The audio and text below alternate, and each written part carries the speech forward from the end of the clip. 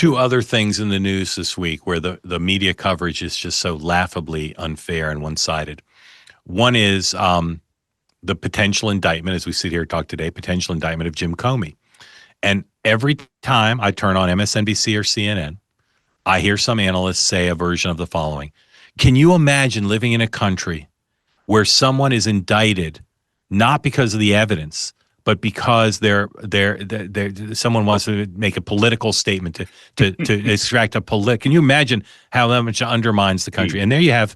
What would that look like? What would that look like? And no awareness. And I always go back to the two New York cases, the case of Letitia James and the case of Alvin Bragg. That's because, right, the real estate case and the E. Jean Carroll case. Yeah, because in both those cases, the prosecutors ran for public office saying, vote for me and I'll go after Donald Trump. Not because I've done any investigating, just because I'll go after him. And then both those cases, any fair legal observer would say, these are weak cases. Anyone would say these are weak cases. It was being fair. And many liberal legal analysts said that. And yet both cases were brought not against a former FBI director whose liberty, he's entitled to not be falsely charged. I'm not saying he should be, but he's not. Jim Comey is not the front runner for the presidency, which is what they did to Donald Trump. The lack of awareness in the media, no scrutiny on the other side of Jim Comey. The fact that Jim Comey regularly has violated standards in public openly, as he did with Hillary Clinton in 2016, has not been truthful about his relationships with the media. So that double standard of saying, oh, it's fine to indict Donald Trump for political purposes, but it'd be horrible if you indicted Jim Comey for political purposes. Yeah. That's another one. And again, I'd love for you to try to explain if we had a bunch of liberal Democrats here or they're listening now, why is that so upsetting to conservatives? Yeah, many reasons why it's upsetting. But thank you for pointing out, because everyone's trying to equivocate this as, Trump going after his political opponents. But James Comey is not running for office. He's not an elected official. He was one of the most powerful if not the most powerful law enforcement officers in the country as the FBI director. And if he abused his power and lied to Congress in their oversight role, while in that role, he should be prosecuted. And that's not a political opponent. It's not like what was done to Donald Trump, where he was running for office and these laws were sort of, creatively applied to him, as you point out. Secondly, I think that when you look at this objectively speaking, when you look at the facts and take the politics out of the way, and I understand that that's difficult, when you look at those two cases in New York, the Letitia James case and the Alvin Bragg case, it's pretty hard to figure out, just looking at them on face value and looking at the facts, what law was broken, let alone whether Donald Trump was guilty of breaking those laws. You really have to sort of contort yourself and twist yourself in a pretzel. And they were unprecedented. There hadn't been cases like that. The bar, rather than being higher for a former president and the front runner for the presidency, the bar was lowered. That's right. Add to that the fact that they ran for office as a campaign incentive. Vote for me and I'll do this, as you said. Secondly, when you do the exact same thing with Director Comey, when you look at his testimony under oath before Congress about whether he leaked information and whether he talked to the press and his conduct during the early days of the Crossfire Hurricane investigation into Donald Trump, objectively speaking, if you set politics aside, it's hard not to see that, yeah, it sure looks like he didn't tell the truth under oath. That's perjury, and that should mean something. But secondly, he also openly bragged about what I would characterize as abuse of power when going after General Flynn. That famous exchange with Nicole Wallace when James Comey was selling his book. Maybe you can run the clip here on the podcast, where he laughs about the fact that he took advantage of the chaotic early days of the Trump White House. He would have never done it under Obama or Bush, and sent an agent in there to talk to Mike Flynn and potentially trap him in a perjury trap. By the way, the agent that he sent was Peter Strzok, the guy who was text messaging with Lisa Page. The most anti-Trump FBI agent maybe ever. Okay, all great. And again, I just want to be clear. I'm not a big fan of the president publicly saying to the Justice Department and privately, prosecute my political enemies. I'm not a fan of that. I think that's horrible. Do you agree with me that that's horrible? Well, I don't think he used the words prosecute my political enemies, but that's what he's saying. But that's what he's saying. Here, if I could move one step backwards, we used to laugh about it in this time. It used to be a punchline. You can probably finish it, Mark. You can get a U.S. attorney can get a federal grand jury to indict what now? A ham sandwich, but A ham sandwich. I prefer to say bacon because I like bacon Sure, sandwiches. bacon's lovely, fabulous. Either way, not so kosher, but great sandwiches. Here's the problem, Mark, and everyone laughs about that. The ham sandwich is innocent. The ham sandwich didn't do anything. Yeah. Why do we think it's funny and sort of a quaint little throwaway line that a U.S. attorney has that kind of power and that a grand jury in the D.C. They typically do. Historically, they do. Grand juries rarely balk, although they have in a few instances lately. But my point is, the president shouldn't be using the Justice Department to settle political scores. I think that's President horrible. Biden shouldn't have done that. And President Trump shouldn't do it either. And Letitia James shouldn't do it, and Alvin Bragg shouldn't do it. My point to liberals and people who don't like the president is, on one side, the media and academia and Hollywood say, go get Donald Trump. They celebrate it. No interest in the evidence, the fairness, the precedents. And in this case, those same groups that control so much of the media, so much of the national town square are saying horrors that someone would have their liberty threatened because of a political agenda. Yeah. That's my point on that. And then the same thing on all these free speech issues. And those again, real fast though, those of us on the right, Mark, feel that the only way this stops is if a couple of them start to get indicted. And I know that seems wrong. I know that seems hypocritical, but they need to recognize these tools can be used against them until they stand up and say, okay, enough. I understand it. And I get eye for an eye and I get the people tell me there's all this game theory that shows unless you make them pay a price for it, they'll keep doing it. I don't like either. But what I also don't like is the fact that the media and academia just sides with one side. It's one thing for partisans to be partisans. It's another for it to be 2-on-1, or as you said, maybe more than 2-on-1. Same thing with all these free speech issues. Kimmel himself was delighted for conservatives to be canceled. Right.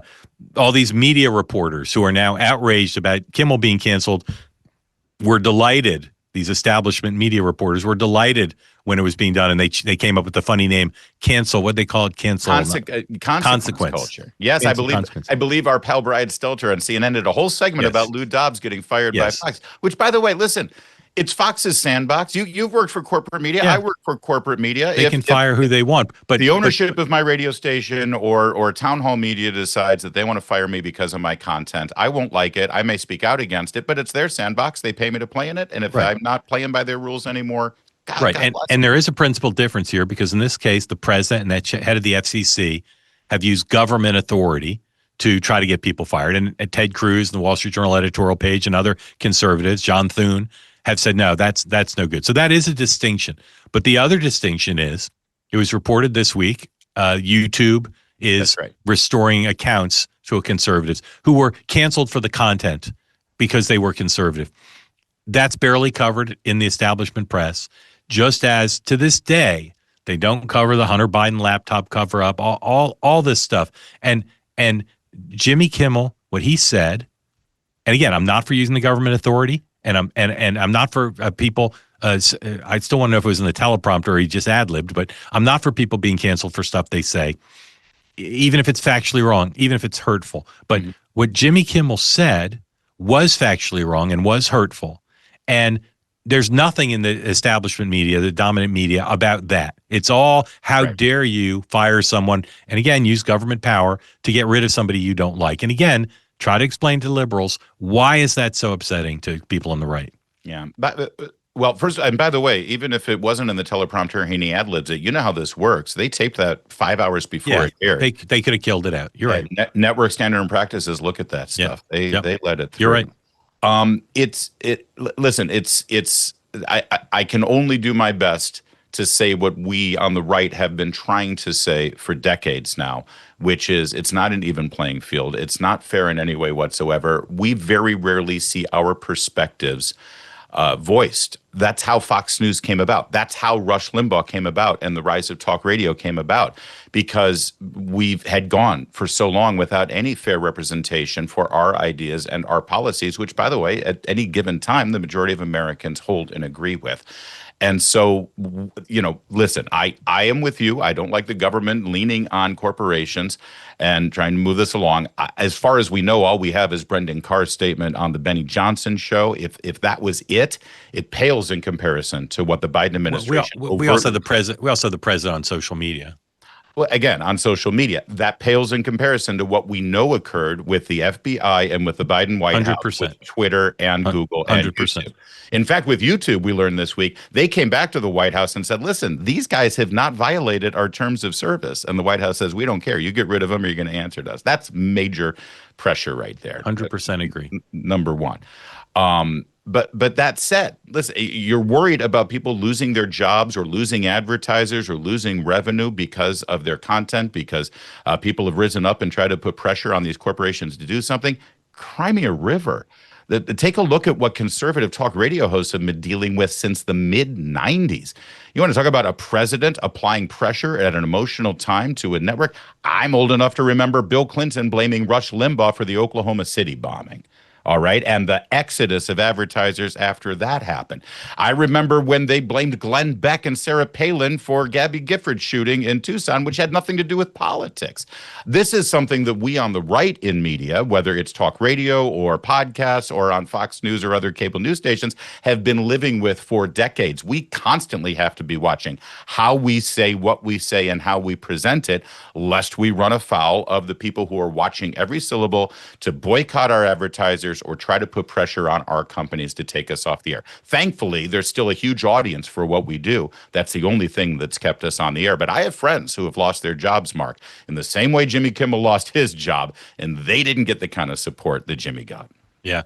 Larry, one of the reasons I just have so much respect for you and appreciation to have you on is you have the historical memory, not back to Jeffersonian times, but the Clinton thing is something I know about because we're same age roughly, and I covered it. And again, you think about when Bill Clinton criticized Rush Limbaugh, it was not seen as by the dominant media as abuse of power of a president criticizing a host and causing dislocation of the market. It was seen as good on you, President Clinton, for criticizing a conservative. Now it's the opposite, and that double standard.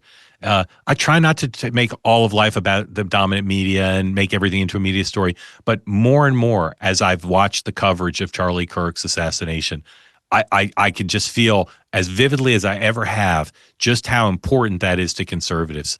And a lady, we played her on last episode, came on two-way, and she said this is just like the Biden cover-up, the mental acuity attempted cover-up. That she said it's so resonant for me still. She said, I thought after the debate, it would be like the emperor's new clothes. Everybody would say, well, of course now we need to admit that we tried to cover this up. Right. She said, of course I thought after Charlie Kirk was assassinated, people on the left would say, okay, well, we get it now. If you go around saying people are Hitler and fascists, at some point something's going to happen. It's horrible. And yet, no. No, the coverage, the attitude towards an assassination of a 31-year-old father has been veering on hostile.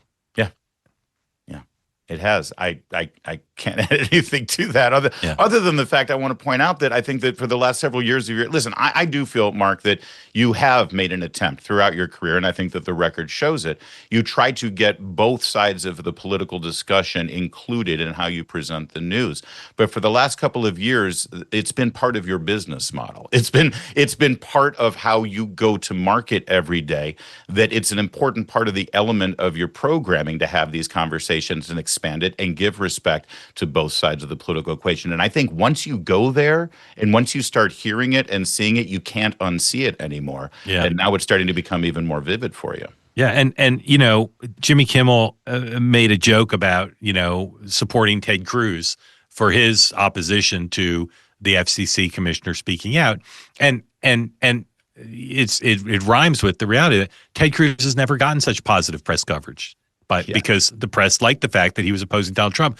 But the principle is what's important. And so when they say, well, I love the fact that Ted Cruz the press says, I love the fact that Ted Cruz is speaking out on this because it's anti-Trump. But then they can't go the next step to say, well, we should probably have spoken out when when Joe Biden's administration used government power to coerce the social media platforms. Right. Like it's just totally unprincipled. And again, we expect political actors to be hypocritical. We expect political actors to not be consistent and to just worry about their own interests. But we also expect the press to be fair and to be consistent. And what this puts in sharp relief is they're just not. Well, the silver lining, I think, in all of this, and I think it really goes back to the pandemic and the 2020 election and the censoring of the the Hunter Biden laptop story. I'm sorry, is that there is a hunger for media that cuts across the grain and doesn't do the same kind of programming you see on the cable networks and on the broadcast networks. And you're providing it, I'm providing it, Megan's providing it, Rogan's providing it, Tucker to a different degree is providing it, Ben Shapiro, Daily Wire folks. Charlie was, by the way, also providing that content on his podcast and as my colleague on Salem Radio. And we're rising. Our numbers are exploding, and especially on the most important development in delivering facts and information analysis, and that's video streaming like we're doing right now. Yep. And all of those other business models that spend 10 to 20 times more than we spend, as you know, if not more, they're failing. They're not getting the numbers. The big backstory of Jimmy Kimmel is how atrocious his numbers are. Right. How small his audience is. I mean, the biggest audience that Jimmy Kimmel got over the last couple of years was shows like ours talking about what he said last week. Right. That gave him the boost. So I think that, listen, if you care about the truth, you care about the First Amendment, you care about freedom of speech and what Madison was trying to envision when the Bill of Rights was first authored, then you will be happy right now that the American people are getting their news and information. They're just not getting it where they used to get it. And ultimately, you're not going to be able to keep that down. Our First Amendment and freedom of the press is there not to protect reporters, but to protect we the people, because our founders knew that we couldn't have a functioning constitutional republic using democracy to choose our representatives unless we had a free press, unless we got the government out of the free flow of information. And they were right about that. I love freedom of the press, but that doesn't mean I have to love the New York Times. Right. And again, if the shoe were on the other foot, and you had all these Democratic members of Congress criticizing Charlie Kirk on the day of his memorial service, saying things that weren't true. If you had a killer, alleged killer, who had the ties that this person seemed to have and the motive he seemed to have, every Republican in the country would be asked about it. Every elected official would be asked, do you support these statements? Do you what do you say about your party's complicity in this murder? Right. None of that from the press. None of it. And I just say to people on the left, try to understand how people on the right feel. And I'll say again, even though people on the right don't like it, I know you're grieving, but understand this is an opportunity to get what you say you want. You don't want constant combat. You want change. You want fairness. You want things to be different. And this is an opportunity to do it. Yeah, I have to ask you, given that, and I agree, are you surprised that Jimmy Kimmel didn't have Ben Shapiro on the show with him the first night he came back, or somebody from Turning Point USA? I think they would have come. Yeah, I'm not surprised. Because he's indignant and he's part of a cultural left tribe. I'll tell you, your friend Sean Spicer, my co-host, I asked him to follow the example of Erica Kirk and forgive Jimmy Kimmel, and Sean said he couldn't. He's just too angry, and I think it would have been very combustible for whoever showed up from Turning Point. And Kimmel, as you saw, wasn't ready to apologize. He wasn't ready to say he made a mistake. He went with the weaselly, if people were offended, I'm sorry. And I think if he'd done that, it would have been brilliant. I think he should have given a big donation. I think he should have explained why he said what he said, but he's not willing to go there. There's some combination of principle and tribal loyalty. And it's unfortunate because, it's now just kind of slipping away. It's off the front pages and except for the station boycott from Sinclair and from Nexstar, I'm not sure it's a story until, of course, he goes off the air because the business model's not there. The strange thing is, for what you and I do for a living, almost everything in our culture and in our daily conversation in this country has to be shot through the prism of the next election. Right. And in this case, set aside next month's elections in New Jersey and Virginia, for the midterms and for the presidential election, Republicans are still in the mode right now of trying to expand that conversation. Let me put it to you this way. If Turning Point USA or my show or Megyn Kelly's show, I think they'd love to extend the invitation to Jimmy Kimmel and have it out and have a conversation and actually exchange ideas. Yep. Those hosts on the left and television shows and cable networks that appeal to Democrat voters, they're not interested in that. And sadly, so are the elected officials who benefit from that media complex. Until a Democrat is willing to step forward and reach out and have that conversation, I don't see them doing well and expanding their base. And anyway, they may still think it's the economy, stupid, and that's enough. They're still telling themselves they lost in November because of the price of milk and meat. Right. And that's not entirely what it was. Hey, everybody, want to tell you a story about a guy named Leo Grillo. He was on a road trip and he came across a dog who was severely underweight, clearly in trouble. The Doberman was saved by Leo. He rescued him and he gave him the name Delta. Sadly, though, Delta is just one of many animals that needed help. That gave Leo the inspiration to start a group he calls Delta Rescue. It's the largest no-kill Care for Life animal sanctuary on the planet. Over the years, they've rescued thousands of dogs, cats, and horses from the wilderness, and they always do right by them. They give them shelter, love, safety, and a home. That dedication and everlasting love to animals, that is Leo's mission and his legacy. Delta Rescue relies solely on contributions from people like all of us to do their good work. So if you want caring for these animals to be part of your legacy, speak right now to your estate planner because there are tax savings and estate planning benefits to giving to the organization. You can grow your estate while letting your love for animals live well into the future. Check out the estate planning tab on their website to learn more and to speak with an advisor there. We call dog man's best friend for a good reason. You can help those dogs who need it most. So please, right now, visit deltarescue.org today to learn more. Again, that's deltarescue.org.